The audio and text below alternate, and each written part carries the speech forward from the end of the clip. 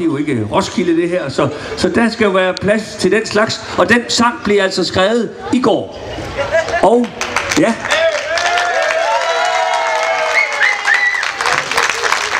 Ja. Og blev rettet til her i morges mellem 5 og 6, var det ikke?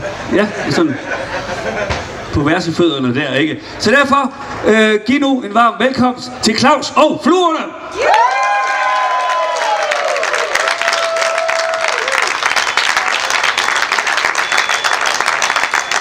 Goddag. Jamen, det er rigtigt nok. Jeg kan godt kalde mere.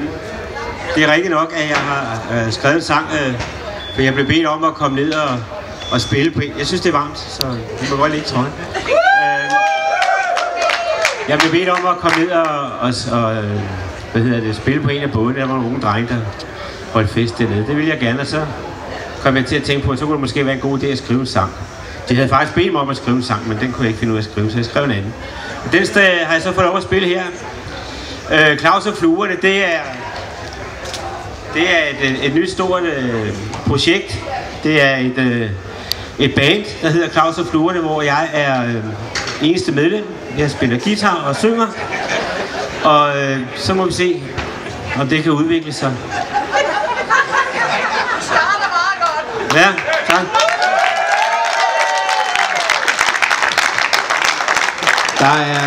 Der er flere, der spørger mig, hvorfor det hedder Claus og Fluerne. Og det vil jeg da gerne fortælle. Det er sådan, at af nogle gode venner, der fik jeg en julekalender, eller en kalender til jul, var det. En Storm-P-kalender, jeg fik den i julegave. Og der er 365 fluer, som man så tager en af hver dag. Og så der i januar måned, hvor det var koldt og var på efterløn og så videre, så besluttede jeg, at hver måned, der vælger jeg en flue ud, og så skriver jeg en sang ud for den flue.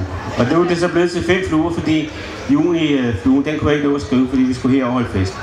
Og jeg vil også godt i den forbindelse sige, det er første gang, jeg er her, og det bliver i hvert fald ikke sidste.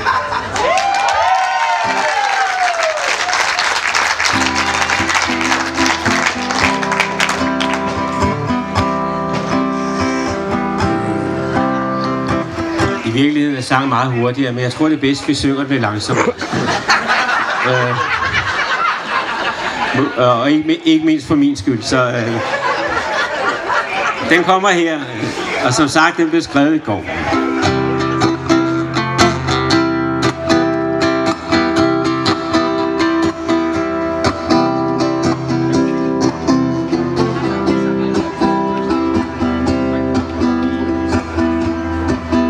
Jeg har ventet på det hele år. Jeg har slæbt for forråd.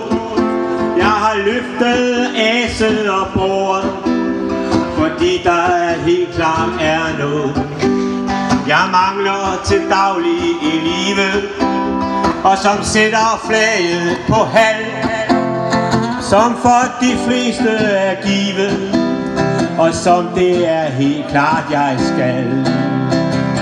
Jeg vil med til Tune Festival, møde en mø og få et dejligt knald, som ved Evas kendte søllefald, da Adam fik et ordentligt skrald. Jeg vil med til Tune Festival, hvor ingen siger hvad man bør og skal. Man kan drikke sig fuld i alle fald, være med til en fest uden mandefald.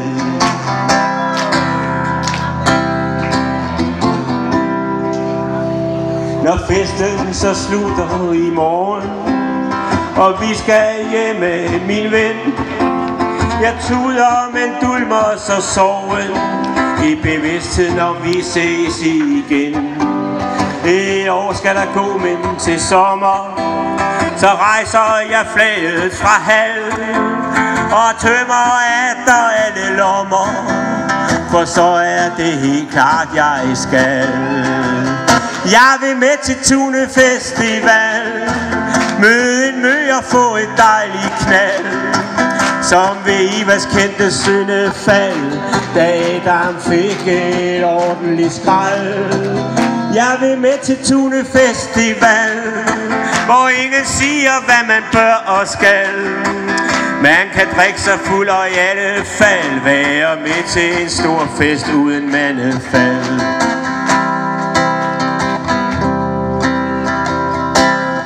Så var den.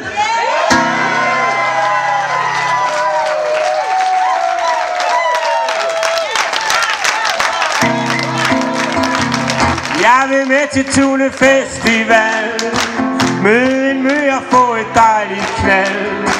Søndag med skældstykke Søndefald, da Adam fik et ordentligt skrald. Jeg vil med til Tune Festival, hvor ingen siger, hvad man bør og skal. Man kan drikke sig fuld i alle fald, være med til en stor fest uden mandefald.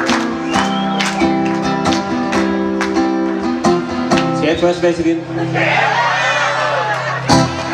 Jeg har ventet på det hele år. Jeg har slidt for at få råd. Jeg har løftet aset og bord, fordi der jo helt klart er noget jeg mangler til daglig i livet, og som sætter flaget på halv, som for de fleste her er givet, og som det er helt klart jeg skal.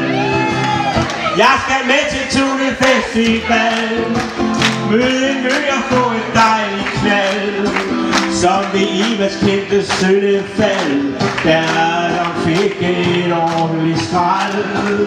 Jeg vil med til Tune Festival, hvor ingen siger, hvad man bør og skal. Man kan drikke sig fuld og i alle fald være med til en fest uden mandefald. Tak skal I have. Tak for det.